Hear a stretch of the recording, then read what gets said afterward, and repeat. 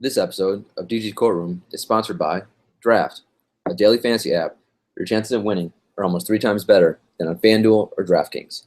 On Draft, it's draft day every day. You can do a simple snake draft for one day whenever you want. Drafts take just minutes to complete. Download Draft now. Be sure to enter the promo code DFBPOD when you download to get a 100% deposit bonus. And with that, we are off. Welcome to the show for Monday, February 13th, 2017, an 11-game slate on tap. It is All-Star Week. What does that mean for DFS? It actually is pretty crappy for DFS players because a weird Magic Mountain type week in terms of games. We have 11 games on Monday, which is beautiful, but almost too much. 3 games on Tuesday, which is crap. 14 games on Wednesday, which is a monster. Just an overload of games. That's going to be a very tough slate to navigate. And then a lousy 2 little games on Thursday. And then we are off for a week because of the All-Star game. And LeBron and the players started whining about getting some time off. And the commissioner, listened to them. So there's no games until February 23rd after this Thursday. So during that time off, either the judge might sleep, maybe I bring on some guest hosts, some other hosts from the All Money Baller Podcast Network. So, if you have ideas what kind of shows you want me to do during the week we're going to have off, let me know. And I would love to hear your thoughts on that. I'm currently have some ideas going on in my head, things I want to do, lots of options. But before we dive into this monster slate for Monday, please rate, review, subscribe to the podcast. As you know, that helps me out and takes mere seconds to complete. Also, when I tweet out the show, please retweet it for me instead of hitting the like button. Ignore your initial thought to hit the like button and hit an RT instead. Very easy to do. If you're not going to rank the show, rate, review, and subscribe. Hopefully, you're already subscribed. Hopefully, you already rated and reviewed it. But if you didn't do those things, at least you can do is do a little RT. That takes what? A millisecond? Also, if you do want me to have on a guest host if you want me to have a guest on the show who is a part of the Almighty Baller Podcast Network, where, remember, guys, we now have at our fingertips basically every NBA team out there. There's a podcast. The judge, if they like the judge, well, hopefully we can get them on the show and they can explain to us, break down their rosters, which we can use to our advantage for DFS purposes. So let's take advantage of it. If you guys want me to bring on someone, let me know. I'm not going to do it just for the hell of it. Haven't gotten a ton of feedback from you, so for the time being, I've kind of held off on that. But yeah, definitely let me know. By the way, some shows, we have so much to get through. I don't even introduce myself. I'm the judge. I am Daniel Green, more importantly known as the judge, though. You can find me on Twitter at DanielAGreen1. Or you can go to the website, dgcourtroomdfs.com, if you would like to email me that way. Because I'm always surprised how many of you out there don't have Twitter. There's hundreds and hundreds, maybe not 1,000 of our listeners, but there's at least 100 of people who listen to the show who actually don't use Twitter and don't have a Twitter account. I get at least a handful of emails each week from people who don't have Twitter, which is pretty amazing if you're playing DFS without Twitter. That's pretty impressive to be able to do that. I don't know how you're monitoring all the last minute news. Well, I do recommend you get on Twitter. Sometimes Twitter can be a kind of a menace with all the trolls and all the negativity out there. But in terms of DFS, I do think it is kind of essential and helps you out. Where else are we on the show? Oh, if you would like a consultation with the judge, maybe during All-Star week, I can do a couple more consultations because, as you guys know, time is an issue for the judge. I haven't been able to do a ton of those. I do have a few scheduled for this week, but maybe during All-Star week I can do a couple more. If you would like to go over roster construction, what contest to enter, my favorite research techniques, tracking, analyzing data, strategy. Basically, if you want to hear the opposite of what sleepy grinders, roto trash, what they're going to tell you, have a consult with me, and you actually can get some legitimate information that's accurate and that will help your game instead of having people mislead you and telling you to enter sham contests because they're sleeping they're in bed getting sponsored by FanDuel and DraftKings, and will tell you and feed you horrific lies. Yes. So if you want a consultation, let me know. Please download the lovely app Draft, and when you do, use the promo code DFBPOD. Remember, if you cannot find where to use the promo code, it should be right there. Like the second you download it, that's the first thing it should ask you. But if you can't find it, tweet me or email me and let me know your username on the app, and we will get you your deposit bonus, and the sponsor will then be happy with me. All right, so in terms of Chambers, guys, for this coming week, it is a glorious week for Chambers. So I currently already, I think I already tweeted out on Sunday night, I updated the power rankings for DraftKings. I'm in the process of doing it for FanDuel, but FanDuel is tougher because there's so much more data that I have to go through. But hopefully I will get FanDuel done as well early Monday. Maybe by the time you're listening to this podcast, it will be done. But in any event, the power rankings for DraftKings have been updated and posted on the website, dgcourtroomdfs.com. I also tweeted it out. FanDuel, hopefully, like I said, will be done. It will definitely be done on Monday. It's just a matter of what time. We also are having our Best of the Best contest, which is the people at the top of the power rankings get a special invitation to a special private-only Chambers tournament on Monday. So invites have already been sent out for that. For DraftKings and for FanDuel, again, you should get that hopefully sometime early in the day on Monday. Don't worry, though, if you did not qualify for Best of the Best, you will still get an invitation. Or at least I will tweet out a link for you to participate in Chambers. We'll still have one on DraftKings, and we will still have probably 2 other ones on FanDuel. And some of you may be asking, Judge, what the hell are you talking about? I'm a new listener. What is this Chambers nonsense I keep hearing about? Well, Chambers is just a tournament that we run on FanDuel and DraftKings and on the lovely sponsor Draft, which has some of the best talent in the DFS world competing against each other. It's just a good time, really good way for all the followers, listeners to interact. And it does fill up relatively fast, especially the ones on FanDuel. So if you do want to be a part of it, you can just tweet at me, and I will do my best to get you in. And if I can't get you in that day, I will make sure to get you in the following day. All right, so there was actually no Chambers on Sunday because Sunday there was only 4 games, horrible games, because one included the Bulls resting everyone. Everyone was injured / resting against Minnesota, and the times were a nightmare. It was like a 3:30 p.m. lineup lock. So I didn't play at all. This is the first day in forever that I played $0. And there was no Chambers. So Courtroom's closed. Chambers closed for Sunday. So in terms of giving people shout-outs, I can't do it. There were no Chambers on Sunday. But we did have winners on Friday and Saturday, and they deserve to be rewarded on the show. So on Friday night on FanDuel, we had 3 going. The winners were I Am Legend, Nesto, who's currently the number 3 ranked player before I update the rankings, although I'm pretty sure he's still going to be 3 or higher. It's his 5th win of the year. His 18th cash, which is phenomenal. And then we had 2 newbies take the other 2 Chambers down. So congrats to Lestrella and Boston Pancake. I mean, I don't know if you live in Boston and you like pancakes. I mean, I guess that must be it. So congrats to you guys. On Saturday, we had only 2 Chambers going on FanDuel, WTBA, which also sometimes I tweet out the winners like real late at night. I think I tweeted out congrats to @WTBA and realized that wasn't his Twitter handle. I think his Twitter handle is like @ChiliCoth20 or something like that. But that's super annoying when when I do try to tweet out. Like that may be one of the things I dread the most, trying to find out what your Twitter handle is. Man, it's super hard, especially like at 3, 4, 5, 6 in the morning to tweet that out. Sometimes I may get that wrong. So if you do win Chambers, and granted, I know a lot of times you won't find out until super late at night, you can feel free to tweet at me. By the way, I won Chambers 1, 2, 3, and my Twitter handle or username is X. That helps the judge out. That'd be much appreciated. Anyway, WTBA got his 6th win, his 16th cash, and he's on a really hot streak right now.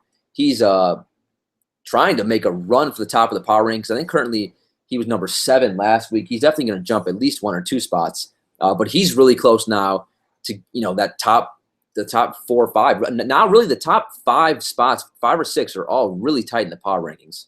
And even breaking the top 10 itself means that you've had a really, really impressive, consistent year.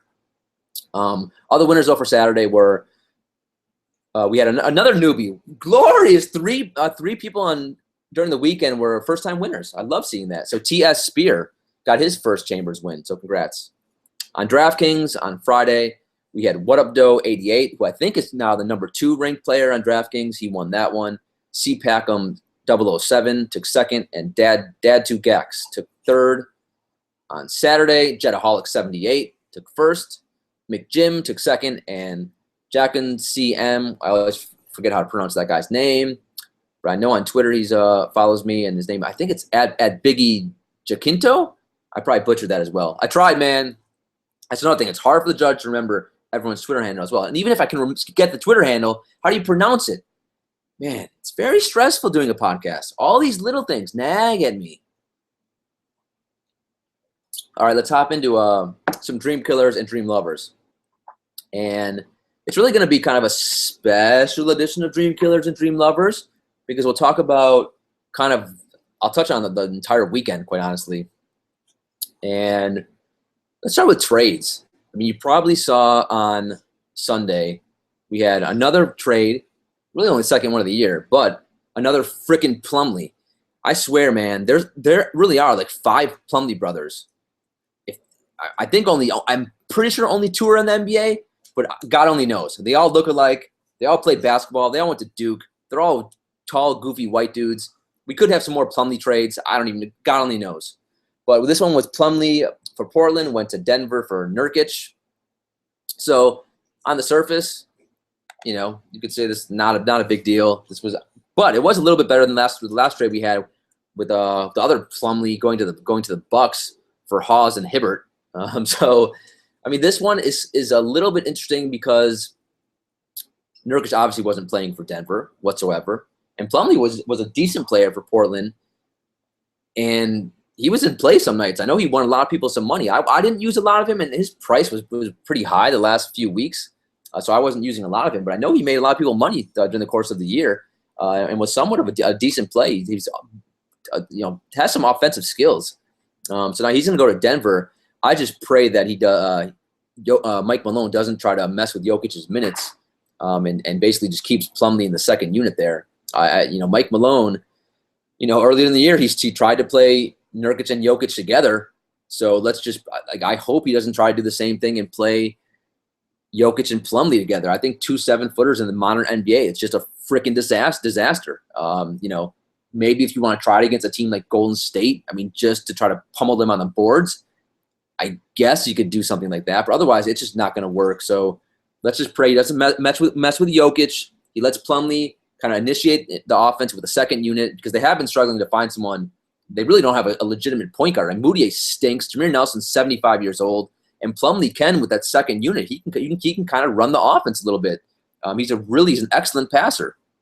So I think in terms of if you own him in season long, I think it's going to be a disaster. And I don't imagine him being a very good play in DFS going forward. But in terms of Denver, in real life basketball, I think he can help them out. And definitely signifies that Denver really is going to try to make the playoffs, and they're trying to be an 8 seed in the West. Now, in terms of Portland, in some ways this is bad news for DFS players because Terry Stotts, I mean, he's on the same path as Rick Carlisle. He's going to troll the freaking hell out of us.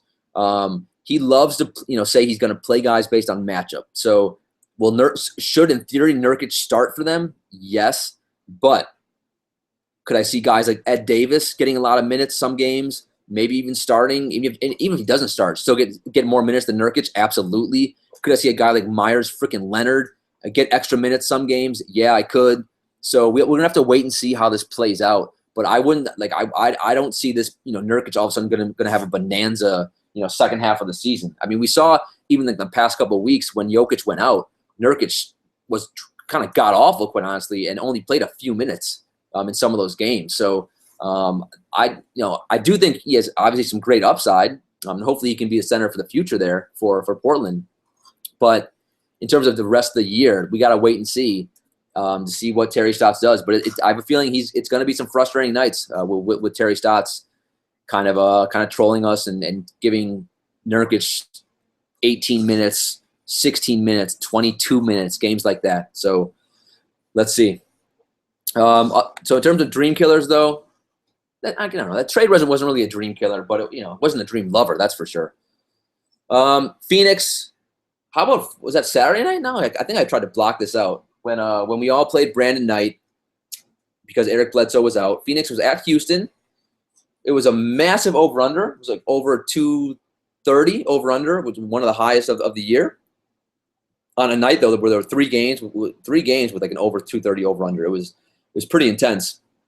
But so Brandon Knight was starting against Houston. He was like the minimum on all sites. He was between 60 and 80% owned, depending if you're playing, tournaments and cash games, I think. And he ended up really making the most of his opportunity. He had 20 minutes, 1 for 8 from the floor, 3 points, 2 turnovers, 0 assists, 0 rebounds, 0 steals. I mean, freaking soul crusher. If you watched this mother effing game, man, like I honestly, I had not only did I have to go off of Twitter for a little bit, I had to take a step outside, take a walk outside. I had to take anything I could throw and put it to the opposite side of the room. I had Brandon Knight. I had 100. I don't know. I faded him in, I think, 2 lineups. So I had like 80% exposure or something like that to Brandon Knight. And again, and I'll go. And I'm going to go through in a second, like when it comes to super chalk plays, like the thinking that I go through, because I do think it's important to talk a little bit. What's your strategy when it comes to a quote unquote chalk play for that given night? But to me, it was almost a can't miss situation. He was so dirt cheap. Even I knew, Tyler Ulis, he probably was going to split minutes because Earl Watson loves that guy. I still thought in like 24 minutes, how can he not give us 20 FanDuel points? And at his price, that would have been fine. So it was one of those games where Houston jumped out to a lead. You basically blinked, and Houston was up 20. It was unbelievable.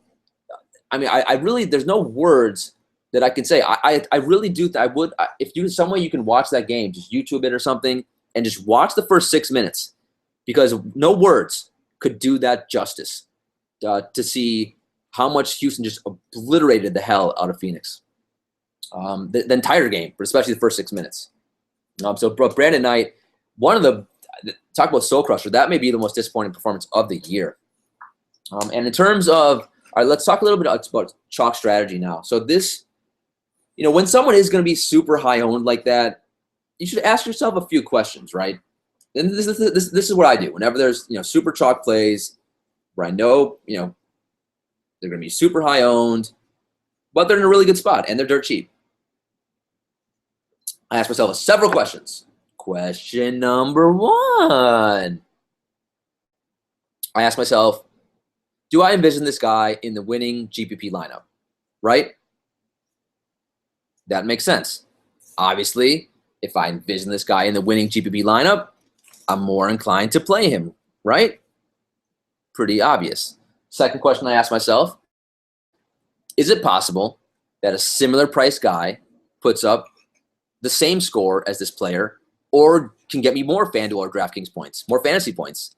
And on this slate, Jameer Nelson was lingering, but he was, over about $1,000 more expensive.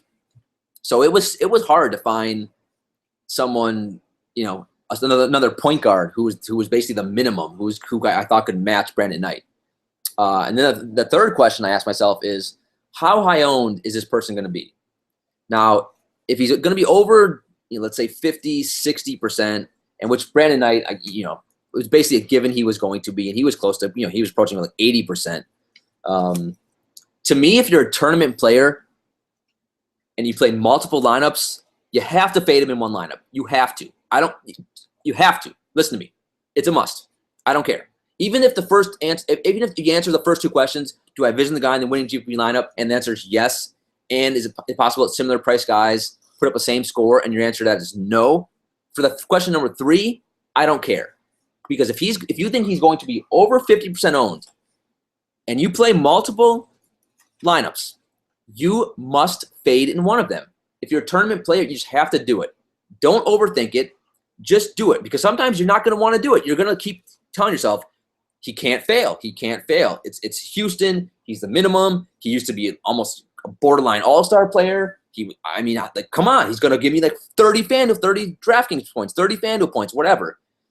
Just stop it. Stop thinking, and I want you to picture. Don't picture the judge. That's probably kind of creepy. Picture the bailiff. And the bailiff and me are telling you, you just fade it. You just take a deep breath and you fade. Because that's how you win tournaments. Because think about it. If a guy's 80% owned, and if by chance he does put up a freaking dud, which we do see all the time, it just happens because that's DFS and crazy, ridiculous, absurd things that make you want to take a gavel, gouge your eyes out, throw remote to the TV, spit on the TV.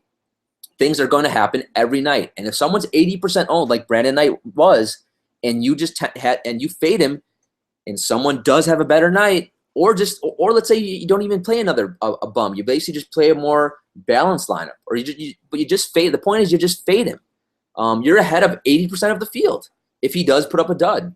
And that's why if you do play multiple lineups and you're a tournament player, you have to do it. Now in cash games, different story. In cash game, you probably like I know first of all in tournaments, I still was able to cash on DraftKings in every lineup I had with Brandon Knight because he was so high owned. So in a cash game, you absolutely can still play him. You do not have to fade him. It's completely different questions, and this goes into the part of the whole, your whole mentality regarding how you have to think regarding cash games and tournaments. So like the questions that I just posed to you, that those are for single entry and for tournaments. Cash games is different. Cash games ownership is not as important. And if a guy like that puts up a dud who's going to be 80% owned, it's not that big of a deal because everyone had him. So you will still be fine. But in tournaments, again, do I envision this guy in the winning GPP lineup? Is it possible similar price guys put up the same score or a better score? And how high owned will he be? Those are the three questions that I ask myself. And now hopefully you will ask yourself those questions as well. All right, other dream killers. Man, I hate yelling. I don't mean to yell at you guys. I don't want to yell at you guys. I want to be, speak very positively. But I just feel like, you're not getting this information from other sites or other podcasts. All right. So let's see, where are we? Other dream killers, Reggie Jackson. It's just, he's unplayable right now and unwatchable. He only got 16 minutes on Sunday night, and he was a minus 25 in terms of plus minus. He took 5 shots, only made 1 of them. If you look at his minutes the last few weeks, they've been trending downward, and it's been a mess. He's basically splitting minutes with Ish Smith, and on Sunday, Ish Smith was terrific. He led Detroit in a really nice comeback against Toronto. So, I don't know what the hell happened to Reggie Jackson.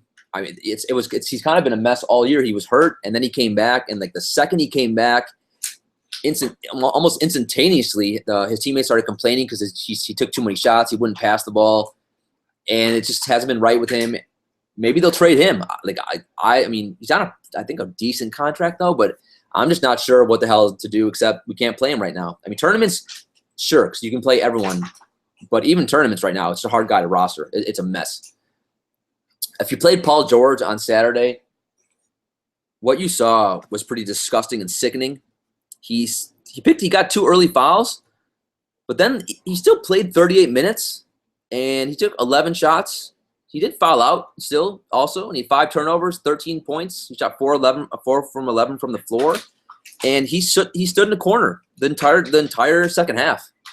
And Indiana is one of the most frustrating teams to watch. It's mind-boggling. Now sometimes, as you know, we have the Charlotte Batums because Kemba has been stinking lately, and then we have the Indiana Teagues. But this game was even doubly some. What the hell? Double some irritating. Whatever the hell the right word would be. But because Jeff Teague also stink. He also was horrible. Where was his stats from this game? So Jeff Teague got 32 minutes, right? Guess how many shots he took? 2 shots. You thought if Paul George is standing in the corner the entire game, wouldn't Teague get some shots? But no. And he only had 6 assists. So it was one of the rare games where Paul George and Teague, they both sucked. And it was also bizarre game because I went back and watched some of this today to see what the hell happened. Monte Ellis came out of nowhere to have like an unbelievable game. It's like he took some steroids, he took some Benjamin Button pills, and he had one of his probably best game of the season. It was just a super bizarre game. Watching Indiana, man, it's just really bizarre. You feel like you're in the twilight zone some games. And Paul George, he's getting close to being. If I have a shirt with a Tin Man with Anthony Davis on it, it may be Paul George on it because Anthony Davis, while he gets hurt a lot, at least he tries. I've seen him like multiple times try to like gut out games and stay in the game, even though when I know he's in pain and doesn't want to play. Paul George just mopes in a corner for like weeks at a time, doesn't try, and he's so talented. It drives me insane. So that man, just Saturday night was a really rough night. Now he was only like 8% owned, so I didn't have much exposure. But the one lineup I did have, he absolutely just destroyed it. All right, where else are we for Dream Killers? Speaking of Reggie Jackson, we've tried to play John Lure, but that can happen with John Lure. He only got 17 minutes as well. Don't read too much into that. That was more so Detroit was getting blown out, and Stan Van just rode with the second unit. How about just Saturday night in general in terms of blowouts? So there were only 7 games on the main slate on Saturday. Do you know how many were blowouts? 5 freaking games, led by one of the biggest disappointments ever, which was Golden State OKC, which Golden State destroyed the NBA this year because of Durant, destroyed DFS. If you were watching that game, the game was over like in the first 5 minutes. I mean, you knew. I mean, actually not the first 5 minutes. After like the first quarter, I mean, you just knew OKC just couldn't compete with Golden State. They just didn't have the firepower. The second Westbrook went out, it's just such a mismatch. So, not to mention that one of the games, the funniest game from that night to me was watching Dallas beat Orlando by 40 freaking points. I mean, Jeff Vogel continued to start C.J. Watson. Yeah, how'd that go, Jeff Vogel? Why am I saying Jeff Vogel too? It's Frank Vogel. But also, like Frank Vogel, he played Mario Hezonja, who he basically hasn't played the entire year. He played him 35 freaking minutes. The one night when I rostered Mario Hezonja, which I think was was it Thursday, Friday? I can't keep track of all the days. I'm pretty sure he played him like 16 minutes. So Dallas beats the Magic by 40, yet Hezonja gets 35 minutes on this night. It's just DFS, man. It's crazy. So yeah. All right. Can we get a little positivity, man? I feel like I'm like super riled up. I can't figure it out. Maybe since it's Monday. Maybe it's because I'm just. Also, I feel sometimes I just need to bring some extra energy. Otherwise, I'm just going to fall asleep doing the show, as it is 3:34 in the morning. But let's bring some positivity, shall we? Dream lovers. Who made us some money over the weekend? Who played well? And there were many people who did that as well. Let's talk about the Bucks first. So with Jabari Parker out, man, my voice is super hoarse. I need some water. Hold on. Man, it's weird. Every time I drink water now, all I think about is the guy who left a review, like yelling at me and telling me not to drink water during the show, saying it's super annoying. And then I smack my lips. And to me, it only makes me want to smack my lips even harder and more.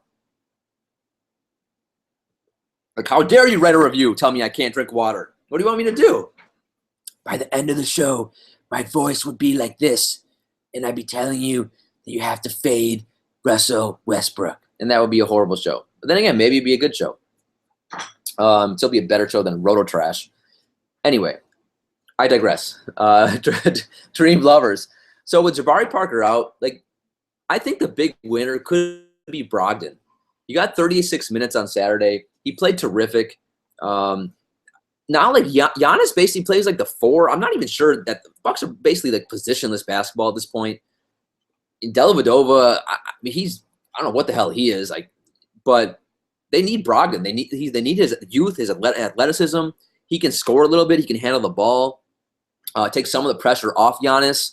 He got 36 minutes, like I said, and I think going forward he's going to be just a nice play for the rest of the year. And there's no reason for the Bucks not to give him a lot of minutes. If you look at the rest of the minutes for the Bucks, Beasley got the start. He only got 26. Thon Maker, I think he's going to be intriguing too. Got 22 minutes. And Teletovic only got 17. So I think it's going to be probably Brogdon, Beasley, and Thon Maker, maybe in that order of who's going to be the beneficiary until Middleton can get 30-plus minutes a night. Mentioned Ish Smith. He was terrific. 31 minutes, 15 points, 5 rebounds, 5 assists, plus 26. And for the foreseeable future, we'll see what his price is going to be for the next Detroit game. But he's going to be an interesting play as long as his price doesn't get too expensive. Andrew Wiggins. Look, guys, I've been saying this now for the last week. Without LaVine, he gets a monster usage bump, and he's become safe for all formats now. He was terrific on Sunday. Again, 10 for 19, 27 points, 6 rebounds, 4 assists. It's just he looks super more comfortable, and it's weird too because I'm not really sure. If it's just the extra usage, if there's more space on the court, why he performs so much better without LaVine, but he clearly does, and it's something that we could take advantage of. Now, I am worried going forward that his price is going to get a little too expensive, but for right now, I love me some Andrew Wiggins. Kawhi Leonard was fantastic on Sunday. I wish I would have played this slate because he was tremendous. The best thing about Kawhi, he took 27 shots, and for Kawhi to get that many shots. And to see his usage be that high is just a really good sign going forward, and using him going forward. Hernan Gomez, Hornacek is such a troll. O'Quinn starts one game and plays really well, then he'll start Hernan Gomez the next night. It's just super bizarre. Hernan Gomez and O'Quinn both played well on Sunday against the Spurs. But Hernan Gomez, he's super talented, and whenever he starts, he's going to put up a monster line. He's almost, he might at some point get too expensive, but he's just a really talented player. Jokic is a dream lover for many reasons, but I also do think that this trade, I'm hoping that's not going to be limit his minutes. And he was terrific on, I think it was Saturday against Cleveland. He just single-handedly demolished them. They had no one to guard him. Just seeing how skilled he is offensively, he's just a joy to watch. I think I tweeted out Denver's one of my favorite teams to watch right now. They might be one of my top 3 teams to watch. They're just super. First of all, the pace they play at. It's basically it's at warp speed. So many possessions. They play no defense. So if you're a coach, you're probably a little frustrated. But I love the pace. I love watching them play, and I love watching Jokic. Jameer Nelson's been really good for Denver as well. Dream lover. Sarge has been great for Philly. They're sitting Okafor out right now because he's probably going to get traded. Noel, they never give Noel big minutes. They're not giving Sarge big minutes either. That's what makes what he's doing more impressive because he's only getting like 24 minutes or so the last few games. But he's putting up like 35, 40 Fandom points. He's like if he ever could get 35 minutes, he would be a monster. And then the Cavs defense, dream lover. Honestly, we can just attack. I think this is going to be true like the rest of the season. Just attack teams playing Cleveland. Like LeBron, this is why I mentioned this on the last podcast. That's why he can play so many minutes. He plays 0 defense. He doesn't try, except if the game gets close. So you can attack. Kyrie can't play defense anyway, even if he did try, which he's not. Kevin Love's never been a good defender. Trisket, whatever. He's undersized, quite honestly, if you ask me. And Jokic destroyed him, even though he also had a good game. Freaking stale wheat bread Trisket. But to me, attacking the Cavs, it's a nice kind of sneaky way to make money in DFS. Like while everyone else on Saturday was on like that OKC Golden State game and some other games, I attacked the hell out of that Cleveland Denver game. I had Jokic everywhere and was able to make a lot of money. All right, injury news for Monday. So it's an 11-game slate, but not a ton of injury news, which is bizarre. I'm sure as the day goes on, we'll find there's going to be some earth-shattering news. But right now, it's Zeller's, Plumlee's, blah, blah, blah. Zeller's got the quad, so Frank Kaminsky is going to be a good play again. Thaddeus Young is still questionable. No, he's doubtful. Deion Waiters is still questionable. Aaron Gordon is still questionable. Jay Crowder is still questionable. And Jaylen Brown, who I used as a sneaky ninja on Saturday and put up an absolute dud. I actually had him and Brandon Knight in a lot of lineups. And a couple of them still were able to cash, but Jaylen Brown really hurt me on Saturday. He's dealing with a right hip strain, and Jay Crowder is questionable, might be out.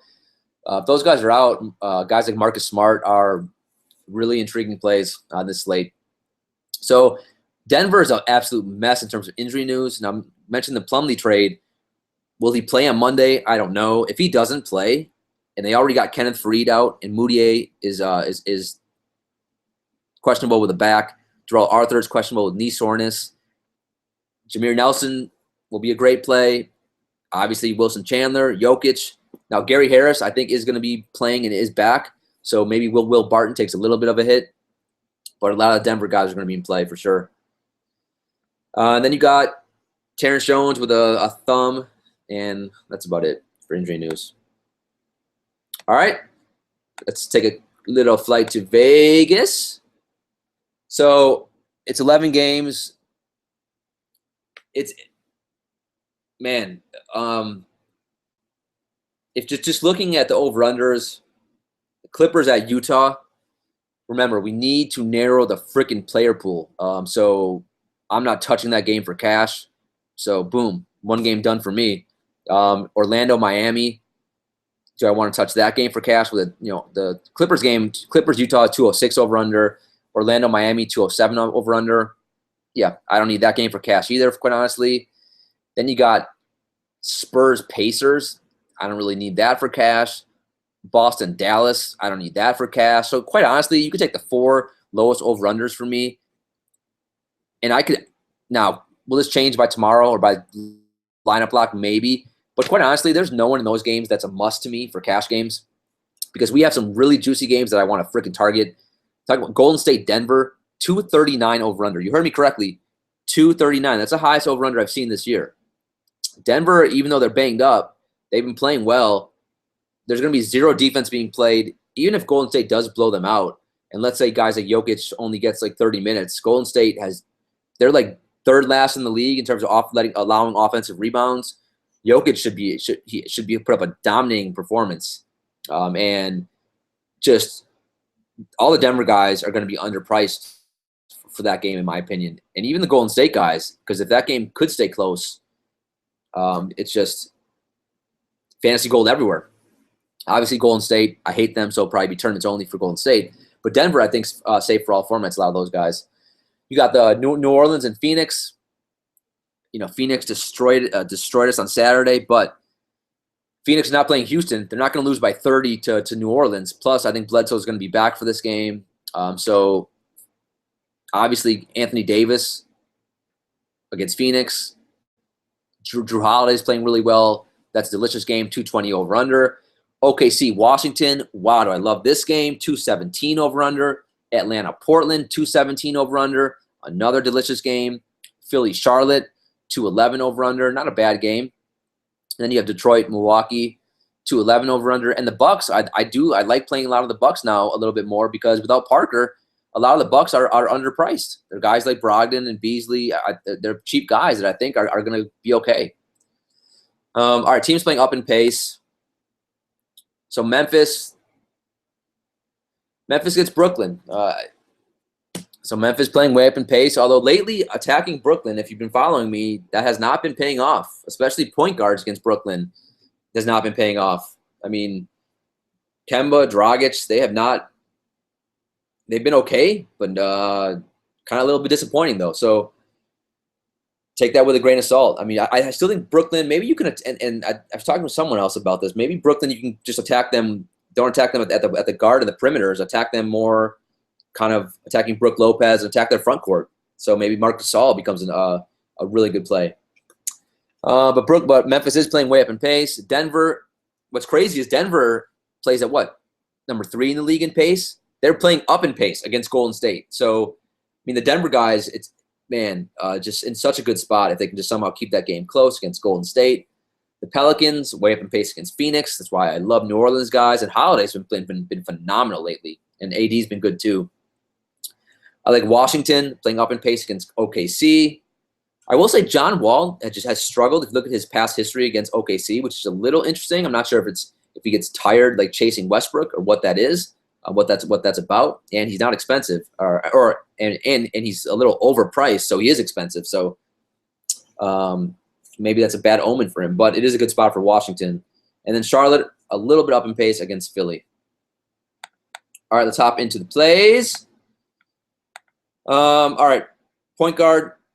So like every slate, You have to decide. There's no Harden on this slate, but you still have lots of stars. You got Westbrook, you got Giannis, Anthony Davis, John Wall, Isaiah Thomas, and Jokic and Durant are the guys who are really the 10K and over. Then there's guys like Blake and Kawhi who are close to 10K. If you look at kind of the history throughout the course of the year at winning lineups and tournaments, you really haven't had to pay up for guys like Westbrook and Harden, and the 11, 12K guys to take down tournaments, especially at point guard, because as you know, point guard's loaded. There's guys who can smash value, get 6, 7, 8 times value all over the place. So is what do you need Westbrook on an 11-game slate? No, you don't. Now, is he always a good play? Yes. And for that matter, and I know I probably said this before in other shows, but in tournaments, you can play just about everyone. With that said, on an 11-game slate, especially when talking more cash games, you don't have to force anything. There's good plays at every position. So if you do feel like you're forcing a play, if you really have to struggle, and tell yourself, wow, I mean, if you're thinking more of the lines of, a Sabonis or a guy like, Roberson on an 11-game slate, you don't have to do it. Remember, we're back living in New York, man. This is an 11-game slate. We are in New York. We are not living back in Wisconsin. This is an 11-game slate. You have options galore every spot. So Westbrook, totally fine. I love stacking this game with Washington. Him and Wall. Granted, that will take almost a third of your salary cap because those two are so expensive. But Westbrook always fine play. John Wall, I think he's overpriced, and he does struggle against OKC, and also he doesn't have a monster ceiling. I mean, he's only hit 60 one time in the last month or so, and that's to take down a GPP. If he was in a winning GPP lineup, he would need to get us 60, 65. I know everyone says the five, hitting values 5 times their salary. That's quite honestly, when you talk about winning GPPs, you really need almost more than that. You need 6 or 7 times value. So is John Wall a must play? No, he's not. Is he a good play? Is he always a good play? Sure. He still has, what's his usage rate? It's 35%, which is a monster.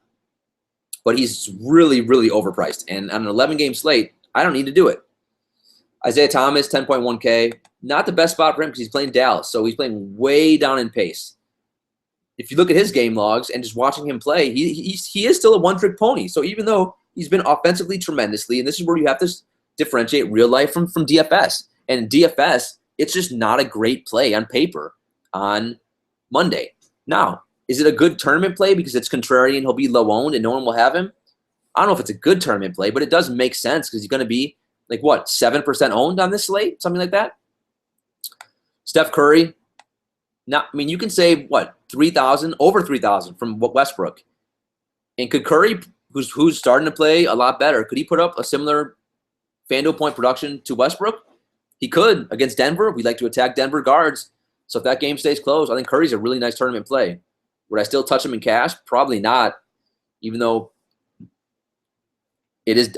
Yeah, you know what? I still wouldn't, simply because Golden State could beat Denver by 70 because they have the greatest team ever assembled. So probably not. But single entry tournaments, yeah.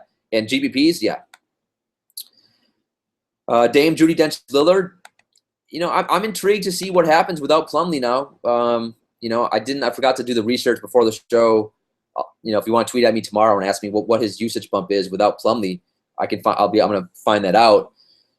He's been fine lately, and I think he's safe. I love attacking Atlanta guards. So quite honestly, to me, he's safe for all formats. He's $4,000 cheaper than Westbrook. I'm not a fan of using Jeudy Dench. The ceiling hasn't been tremendous lately. Talk about a tin man. He's a tin man as well. He just is not engaged some games. He lets McCollum do a lot of the heavy lifting in fourth quarters, which is frustrating. But still, it's Jeudy Dench. He gets Dennis Schroeder defense, which is one of the worst point guards defensively in the NBA. So he's fine for any format you want. Magic Mountain, the king of the Magic Mountain, Eric Bledsoe. Hornacek basically has been resting him because he's exhausted. So I'm not going to touch him in cash. But now he did get some rest against Houston, so maybe he comes back and puts up a big number. So tournaments only. Same game. I like stacking this New Orleans-Phoenix game. So Drew Holiday, Bledsoe's not an elite defender anymore. Now he's tired. So Holiday's been tremendous lately. I've been using him a lot, and I don't know. New Orleans playing up in pace, so I think Holiday's another guy safe for all formats in this on Monday. Goran Dragic, 8K. Miami finally lost. He's fine. Not a massive upside with him. And this is the difference between, when I talk about I let the slate dictate what I do. Now, this is a 5-game slate. He'd probably be fine for all formats. But because it's a 11-game slate, I'd prefer other guys in cash games. Mike Conley, look, it is Brooklyn. The data tells us that Conley is safe for all formats. My own head says, man, I keep trying to attack Brooklyn and they keep effing me over. But Conley's safe for all formats. The Kemba Batums. So, I mean, Kemba and Batum, they do have much better, if you look at their home and road splits, they are much better at home. So that's something. But the last 2 games, Kemba's been at home. Last 3 games, he's been at home, and he's been awful. Just awful. I don't know if he's tired. I don't know what it is. So he's right behind Bledsoe at Magic Mountain on a roller coaster. You can't trust him in cash. But is he going to snap out of it? Yes. And this is the kind of guy that I will play in a tournament. I'll take a chance on. Because remember, when I'm building my tournaments, my only goal is to win a tournament. So you get someone, a really good player who's underpriced, who's going to be underowned, who's playing really crappy basketball. And on paper, no, you don't want to roster it. You do it, though, in tournaments, because he'll be low-owned and he does have the upside. He can get hot. So I wouldn't do it in cash, but tournaments, sure. Jeff Teague, because of recency bias, playing the Spurs, he's going to be low-owned coming off, like I mentioned at the top of the show, really bad game. Tournaments only. But I like the price, 7K.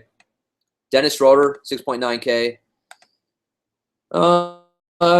He's probably another situation where if it was 5 games, maybe you could do it for cash, but it's 11 games. You can't do it in cash games, but he could destroy Judi Dench. I love stacking this Atlanta-Portland game. This is a really sneaky game for me. I will have some game stacks. There's going to be 0 defense in this game as well. So Dame Judi Dench doesn't play defense. Either does Schroeder. I like both those guys.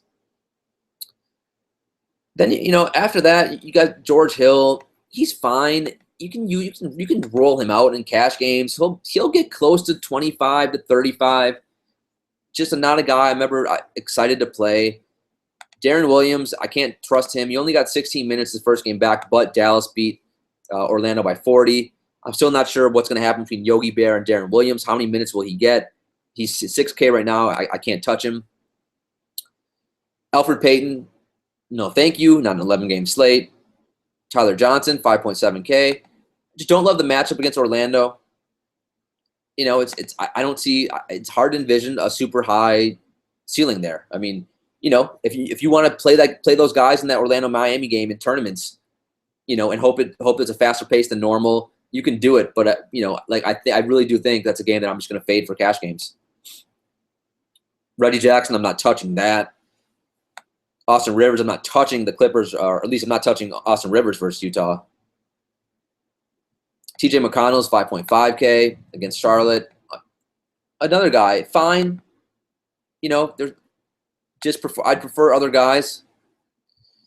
Malcolm Brogdon, 5.2K. Not the best matchup in the world versus Detroit. Although the more Ish Smith plays, the better I like opposing guards, because Ish Smith is a really bad defender. So I do like Brogdon. I do think that his minutes he's going to be the biggest beneficiary right now until Middleton gets back. So to me, you probably don't want to play him in cash, but to me, he's a nice tournament play. Jameer Nelson, 5K.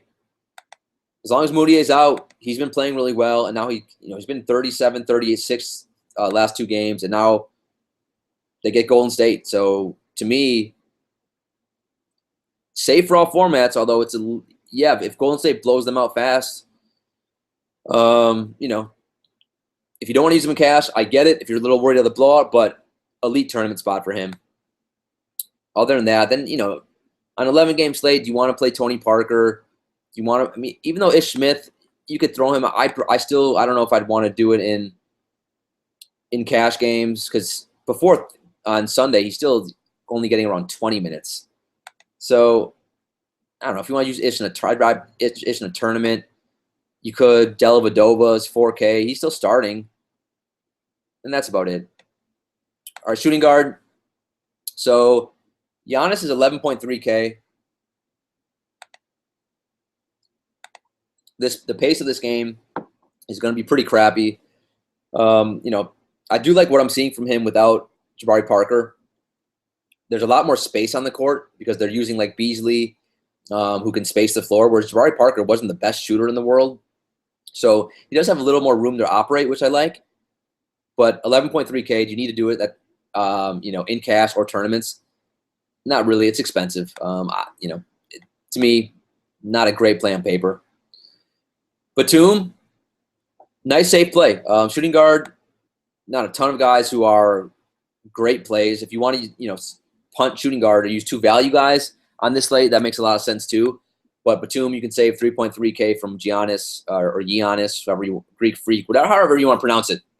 So Batum at 8K, fair price, not a monster ceiling. More of a cash game play at this point and not a tournament player, but he should get you between 30 and 40 and be fine. CJ McCollum, 7.7K. I like attacking Atlanta guards, but I'm not going to play him in cash games. I'll play him in tournaments, and I don't like to play Dame and CJ in the same lineup because it's very rare both go off. On this slate, because Atlanta is just really bad defensively guarding both the 1 and the 2, even though they've gotten better since they've traded Korver. I might do it in one lineup on this slate. Bradley Beal, I love this OKC Washington game. The problem is Bradley Beal has gotten really freaking expensive. I mean, he's 7.7K now. That's overpriced. He's reached the point where what's his freaking upside? I mean, now he's got to get us close to 40? He's done that two times over the last 10 games. I don't, on an 11-game slate, I'm not going to pay up for that in cash games. Like in tournaments, could you do it? No, well, actually, you know what? In cash games, could you do it? I guess. And he could get, he's probably going to get you 25 to 40 somewhere in there. But it's hard to see him that salary paying off in tournaments. If you were going by the theater, you need like not 5 times your salary. You need 6 or 7. Is Beal going to give us 45, 50 FanDuel points? Plus, he's going to get some Oladipo defense. I love the pace of that game, but everything else, Beal's just really expensive. I mean, I like stacking that game, and then I'll use those guys. But otherwise, the Washington guys are just really expensive right now. It's hard to use them. Klay Thompson, I love attacking Denver guards, although Gary Harris is back, so he's a decent defender. But I would never, ever, ever use Klay in cash games. Tournaments, whatever. You can use Klay. Devin Booker, he was part of the crew against Houston that was horrible. 18 actual points, 21 FanDuel points, because that's what he does. He's the epitome of a one-trick pony. You look at one-trick pony, it's Devin Booker's freaking face. Whatever. It's just another guy. I don't love the play. I'd rather go with some value guys. I mean, guys like Evan Fournier, who we'll talk about, who I just think are safer plays. Oladipo, 6.4K, so his price has come up a little bit. I don't want to pay that price tag in cash games on this slate. Wes Matthews, 5.9K. He's fine, but I mean, same price. I'd prefer Marcus Smart at 5.9K. As long as Crowder is out and who else? I forgot. Someone else for Boston was going to be out. Oh, Jaylen Brown. So Marcus Smart's going to get high 30s in minutes, and I think I'd prefer him over Wes Matthews, although, they're somewhat close. Both are fine for cash games. I don't think either has a monster ceiling. I would say Marcus Smart is a little bit of a higher ceiling. Will Barton, Gary Harris coming back hurts him a little bit, but they're still really banged up. He's a tournament guy. I wouldn't use him in cash, but against Golden State, he could still somehow find a way to get you 40, 50. Tim Hardaway Jr., another guy. I don't know if I want to use in cash, although he's been somewhat consistent lately. I love him for single entry and tournaments. I probably wouldn't go that route in cash, although CJ McCollum is a really bad defender. Evan Fournier is 5.4K. I mean, I prefer Evan Fournier over Tim Hardaway Jr. in cash games on the surface, but I need to dive deeper into this game because Tim Hardaway Jr. is in a faster pace game. He actually has been more consistent. His minutes have been better. Granted, Evan Fournier, the last game for Orlando was a blowout, so I'll need to think about that again. It's just the concept of Tim Hardaway Jr. in cash. It's hard to he's been so bad, burned me so many times over the years. But could you use both those guys? And both those guys have upside. So both those guys are fine for tournament single entries. I do like Fournier and Tim Hardaway Jr. on this slate. Seth Curry's 5.4K. Yeah, whatever. Fine. Him and Wes Matthews. Wes Matthews more of a cash game play for me, and I guess Curry would be more of the tournament guy. Although Darren Williams, I think, will hurt Curry a little bit because Darren Williams, when he plays, he does have a decent usage rate. Then after that, Gary Harris is back. I mean, if Gary Harris is healthy, he's 5.2K against Golden State. And, I mean, I think he's fine for all formats. Now you can approach Denver this game however you want. If you want to, you've been burned too many times by Golden State blowing teams out. You can say, I'm not using any of these guys in cash and just fade that game for cash games. I get it, but for me, I see a 239 over under, and I'm probably just gonna try to attack it. Then you got KCP, whatever, JJ Redick, whatever, Tyreek Evans, whatever, Jeremy Lamb, Middleton, LeVert. Again, it gets back to the point where on an 11-game slate, to me, I don't want to force any of those guys in cash games. Hazonia, tournament, sure, but in cash games, you don't have to do it. Small forward, you got Kevin Durant, 10.1K. Elite tournament play, that's for sure. But what has he done in the last 2-3 weeks to show an upside? When's the last time he's given us 60? A few weeks ago. So don't love the play. I love the pace of that game. So in tournaments, sure. But in cash games, Kawhi Leonard to me is much safer. Kawhi Leonard's 9.6K. He gets Indiana. He gets Paul George, who's a freaking tin man. It is a back-to-back for the Spurs. But Kawhi's minutes have been pretty good even on back-to-back. So, I like both those guys. A part of me is just tempted to go all in on this Golden State Denver game. And some days I think there is merit in doing that. You know what? Someone asked me over the weekend a question similar to that. Do you ever just go 100% in on a guy or a team or a game? And the answer to that is I do. And, and you can be wrong. But as long as you're comfortable with being wrong, go ahead and do it. And to me, I keep looking at this Golden State Denver game. The more I think about it, even if it is a blowout, and guys should still get 30 minutes in a blowout. As long as it's not a blowout like Houston Phoenix, where Golden State gets up like 25 points in the first 6 minutes, I think all those players should be able to basically get value. It's just going to be points everywhere playing in Denver, with the high altitude. So the more I think about it, the more I do want guys from that game. Gordon Hayward, 8.1K. He's been good, but this is where it gets to an 11-game slate. I'm just not super excited to do it because what's his upside? He hasn't given me 50, what seems like since 2014. Now, in reality, he gave me 50 FanDuel points. Wow. If he did, it was before December 23rd. So, yeah, it's been a while. So he's okay, but it feels a little bit forced. Paul George against Kawhi Leonard defense. Yeah, probably not the best play there. The man without a usage rate, Otto Porter himself. I'm not going to pay 6.5K on an 11-game slate for him unless I'm doing a game stack. Covington, wow. So his price is 6.4K now. That's really freaking expensive. That's overpriced. You can still do it in tournaments, sure, but for cash games, I'm not paying that. Harrison Barnes, 6.2K. Yeah, I mean, if I choose between Barnes and Covington for cash, give me Barnes. Barnes is a much safer play, higher usage rate. Could he put up a dud? Kind of, but it's harder to envision him putting up a dud. He also his upside, his ceiling is not the same as Covington. It's not as high. Then you got Otto Porter's twin brother, MKG, another guy without a usage rate. Whatever. I mean, he's fine. I mean, he's fine for cash games. I don't mind him for cash games, especially if Zeller's going to be out. He tends to do a little bit better and get some more minutes. But don't love that play. TJ Warren and Tucker. Man, after getting destroyed by Phoenix on Saturday, it's tough to roster to stomach those guys. Probably tournaments only for me. And if I could choose one, probably Warren. Although remember, PJ Tucker he will spend a good portion guarding Anthony Davis. Last game out against Anthony Davis, though, only had 14 FanDuel points in 31 minutes. Then you got Ronnie Hollis Jefferson by Bogdanovic against Memphis. Probably not the best spots for them. And Roberson. You know, two guys that I find interesting down here are you got Harkless at 4.3K against Atlanta. So now without Plumlee and if Nurkic doesn't play on Monday, you know, guys like Harkless and Aminu, they'll all be a little bit interesting to me.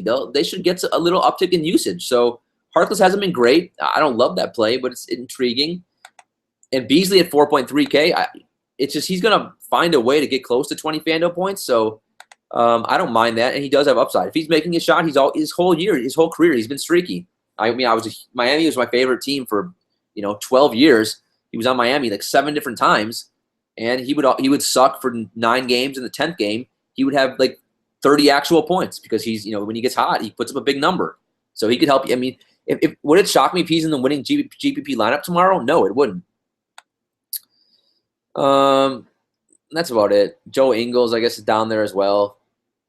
So, I mean, small forward is actually not that great. I mean, man. Yeah, I mean, I guess Kent Bazemore I didn't mention. He's 4.8K. He's got to be in play on this slate. I mean, for an 11-game slate, shooting guard and small forward are just not great. Power forward, Anthony Davis is 11.1K. Still probably not a guy that you can look to in cash games because he's too volatile. Last time against Phoenix, 2 times ago, PJ Tucker shut him down, and then he shut PJ Tucker up and put up 58 FanDuel points last time out at a really nice game. So good spot, always a good tournament play. I just wouldn't do it in cash. Jokic 10.1K. To me, Jokic is safe for all formats. Probably one of my top plays on the slate. Just looking at the stats, Golden State gives up. They give up so many offensive rebounds. And he's just too skilled. I hope that Plumlee is not going to play for Denver on Monday. If somehow Golden State keeps this close, he should give you 50, 60 FanDuel points. If they don't keep it close, he could be a soul crusher. But just some 240 over under. I'm going to keep repeating that 240 over under. Blake Griffin 9.7K. It's a nice tournament play. I don't do it in cash against Utah, but could he put up a big number? Sure. He's going to be low owned. No one wants to attack Utah. Makes him a good tournament play. Pivot right off of Jokic. If you're in a tournament, the way you win a tournament, you pivot off of Jokic and you play Blake Griffin. Is that on paper, does that make sense? No. That's how you win tournaments. You get a guy that's going to be, 38% owned versus a guy that's going to be 9% owned. Draymond Green for Golden State. This is a perfect game for him. Super fast-paced game. We saw what he did on Saturday against Memphis. Put up 61 FanDuel points. He had like 10 steals, 10 assists, 12 rebounds. The pace of this game should be so fast where he should just bumble, stumble, and fumble into so many just free fantasy points and so many extra rebounds, assists. Think of all the extra possessions that both teams are going to get. So to me, if there was one Golden State guy who would be safe for all formats, it'd probably be Draymond Green. Paul Millsap, you can attack the hell out of Portland bigs, and that's when they had Plumlee. So nothing changes now. 8K. It's a little risky for cash games because he hasn't been great, but I like that play. Markieff Morris, it's all these Washington guys. I will, unless you're stacking the game, it's hard to pay. He did put up 45 FanDuel points the last game out, but is he going to do that again? It's hard to envision, man. So that's why a lot of these Washington guys, they're going to be maybe tournament plays for me and not cash game plays. It's just they're all overpriced. Zebo, even though he gets Brooklyn, do I want to pay 6.5K for him? No, I just don't want to do it for his 24 minutes. No, thank you. James Johnson, James Johnson is overpriced now, and now he gets Orlando. He's been great the last 3 games. You can do it, although to me, another guy who's getting too expensive. FanDuel actually has done a better job. If someone asked the difference between DraftKings and FanDuel, I think DraftKings pricing is better because it's harder to have a chalk play because they raise players' prices quicker if the guys are playing well in real life, And also, they raise prices based on matchup. And FanDuel, I think, is slowly starting to do that as well. And to me, then you got to get more when the more and more guys are overpriced. That's when you got to get more creative, and that's when it's going to be harder and harder to find a chalk guy. And to me, that's more skill involved, and that's what I like to see. Serge Ibaka. This is a play I like. He's 5.8K, gets Miami. He's at a very reasonable price. Coming off a really Dallas, they got blown out against Dallas, so I'm not going to look at that. I mean, Miami, even though it's a slow-paced game, who's going to be guarding him? Babbitt and then James Johnson or Whiteside? Miami really struggles in the front court. So this is a nice spot for Ibaka, and it's cheap. It's 1.3K cheaper than Markieff Morris. And could he have more FanDuel points than Markieff Morris? Yeah. I mean, if I had to put a wager on it, I'd say it's like 50-50 who gets more FanDuel points or DraftKings points. So give me the savings. Dirk is 5.7K. Not much of a ceiling at that price, but fine. I don't mind that. I do like Aminu, 5.5K. I read some newspapers saying that he's going to get extended minutes, and plus Stotts has really loved the way he's been playing lately. He's been getting close to 30 minutes anyway, and he's been super consistent under the radar lately. He's given you over 20 FanDuel points in like 7-8 straight games. So safe for us, as weird as it is to say, because he's not a guy with a high usage rate, safe for all formats on this slate. Especially if Nurkic, I'm praying Nurkic does not play for Portland. Tobias Harris, whatever. Don't love that play, but you can do it. A guy I don't like to roster in cash, but his salary's reasonable. Ersan Ilyasova is 5.5K. I mean, the problem is with him, it's minutes. When he gets minutes, he'll produce. And right now, because Saric is playing so well, he's not getting a ton of minutes. That makes him probably single entry or tournament play only. Marvin Williams, as long as Zeller's going to be out, to me, he's going to get 30-plus minutes, and he's safe for all formats. Nerlens Noel, he played. I had him at 1% on Saturday. He was playing really well against Miami, and then he went out late in the fourth quarter with some type of freaking injury, or I don't know what the hell it was. And he had 33 FanDuel points when he left. Was super frustrated because he was on pace to give me over 40. Remember, they're sitting out Okafor, so I like Noel. I like Sarge. You could play both Noel and Sarge on this slate, and I think they'll both hit value. Speaking of Sarge, the one problem is his prices come up. So he's 5.1K, and he still is only getting around, in the mid-20s in minutes. So he's been producing at a monster clip, but now at that salary, it's going to, there's not a monster upside. But I still think that salary is fair, and Charlotte bigs are a joke. So I think Noel and Sarge are both fine on this slate. Derek Favors is still sitting down there basically for free, but he sucks. So it's hard to get excited about that. He had 40 FanDuel points a week ago out of nowhere, but other than that, he's been a bum all year long. I love Frank Kaminsky. I can't believe I just said that sentence, but since he's been starting, besides that Houston game, which got out of hand, he's been great, especially offensively. So I thought his price, I think on DraftKings, they upped his price. So on DraftKings, he's been much harder to play. But 4.8K on FanDuel, that's too cheap. And playing Philly, if you watched people attack Philly bigs in the last couple of weeks, they've been destroying them. Now, a lot of that was with Okafor, but still, Noel's while he's athletic, he's not a great on-ball defender. He's great off-ball. So Kaminsky's fine for all formats. And you got Marquise Chris tournament option. Bums like Lavoy Allen. Don Maker, he intrigues me. He's 3.6K. If he starts and gets 22 minutes, he's going to get 20 FanDuel points. So Don Maker will be a nice little tournament play for me on this slate for sure. All right, center. Top price center is Whiteside. So there's no Cousins, no Towns. One of my things I always do, I love attacking Vucevic. So Miami versus Orlando, I will absolutely play some Whiteside. I have not played a lot of him lately. I will play him against Vucevic, that's for sure. Andre Drummond, Whiteside and Drummond are both in good spots. I think the Bucks have allowed 20 rebounds like twice in the last 2 years. Both times have been to Andre Drummond. So it is a back-to-back for the Pistons, although he didn't play a ton of minutes on Sunday. If he can just freaking stay awake, he should destroy them. I mean, I don't care which one of their 4 freaking centers they trot out there. If it's Henson, Monroe, Hibbert, or Hawes, Drummond should feast on all of them. But I still don't trust him for cash games. Marc Gasol. To me, the more and more I think about this, the more and more I'm intrigued by this play, unless Memphis just wants to start resting people because Brooklyn's so bad. Which, the reason when, a lot of people are asking me what's going on, why can't people attack Brooklyn, why aren't guys putting up better numbers against Brooklyn?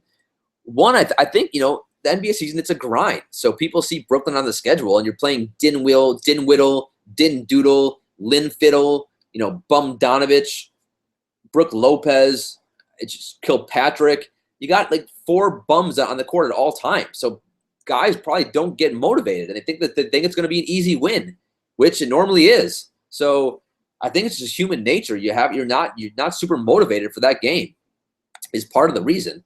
But with that said, Gasol's in a great spot. So I think he's fine for any format you want. Rudy Gobert, 7.8K. He's been disappointing me lately. I've actually been using him a little bit. He's been fine, but he's not been getting me 40 FanDuel points, which is kind of what I need. Against DeAndre Jordan, they're kind of 2 clones against each other. They both no offensive game. They both will get lots of rebounds and not much else. I prefer the other guys, more upside. Vucevic, I like him too because Whiteside, not a good on-ball defender, and Vucevic is one of the most skilled offensively skilled guys, centers in the NBA. That's why sometimes he's a double on DraftKings. You can use the double Dream Lover approach. You play Vucevic on DraftKings, and you also play whoever's he's going to be guarding. So you play Vucevic and Whiteside on DraftKings because both of them could put up monster stats. Gortat, again, he's just I don't feel the need to pay 7.1K for him. Is he relatively safe? Sure, but I just prefer to go different routes. His usage rate's so bad. Al Horford, 7K.